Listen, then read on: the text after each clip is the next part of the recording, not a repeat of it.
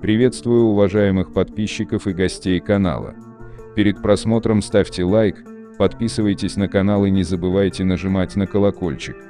Владимир Кузнецов, обвиняемый в занятии высшего положения в преступной иерархии, статья 210.1 Уголовный кодекс Российской Федерации, направил в Свердловский облсуд заявление, которым просит зафиксировать его отказ от любого криминального статуса. По версии следствия, в 2009 году Владимира Кузнецова назначил смотрящим за Верхней Салдой Тимур Мирзоев.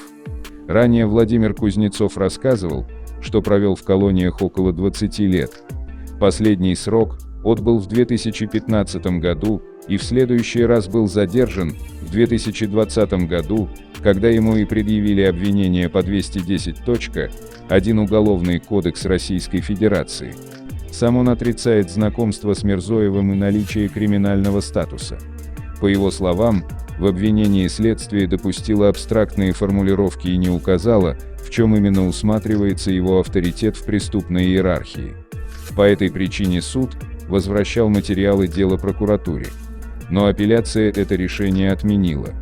Как указано в заявлении Владимира Кузнецова в суд, после освобождения в 2015 году он не совершал никаких преступлений, а встал на путь исправления.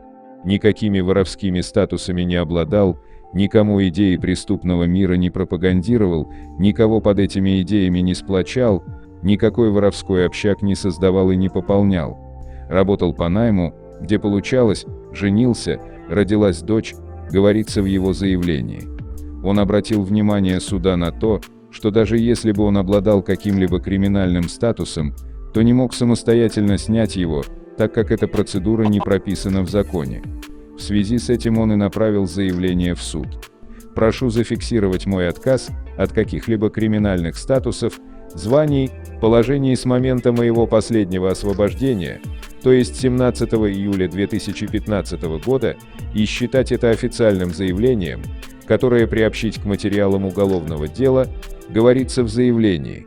Адвокат Алексей Макуха объяснил, что заявление по сути ставит вопрос, что делать лицу, которое объявили криминальным авторитетом на момент введения уголовной ответственности, сам он снять с себя полномочия не может. Обратиться к вору в законе, чтобы он отменил свое решение. Он не может, вор в законе давно умер. И пришли другие воры в законе, про которых, кстати, в деле речи нет, что они подтвердили статус Кузнецова и оставили его на хозяйстве, они назначили своего смотрящего. Идти к ним. А будет ли такое решение обязательным для правоохранительных органов и государства?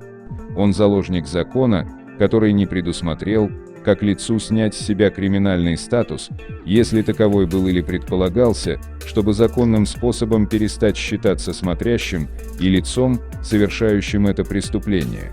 Ведь даже бездействие не освобождает от обвинения в совершении преступления. Тогда такие лица вечно виноваты. Ведь даже приговором с них не снимают статус, и могу судить сразу же повторно за продолжение, занимать высшие положения, пояснил он. Алексей Макуха подчеркнул, что согласно обвинению, Владимиру Кузнецову вменяют в вину занятие высшего положения, в том числе и за период следствия, когда он находился под следствием и под стражей. Дело Владимира Кузнецова будет рассматриваться в Свердловском облсуде присяжными. Их отбор с ноября 2021 года уже несколько раз переносился. Следующее заседание по отбору присяжных состоится 28 марта.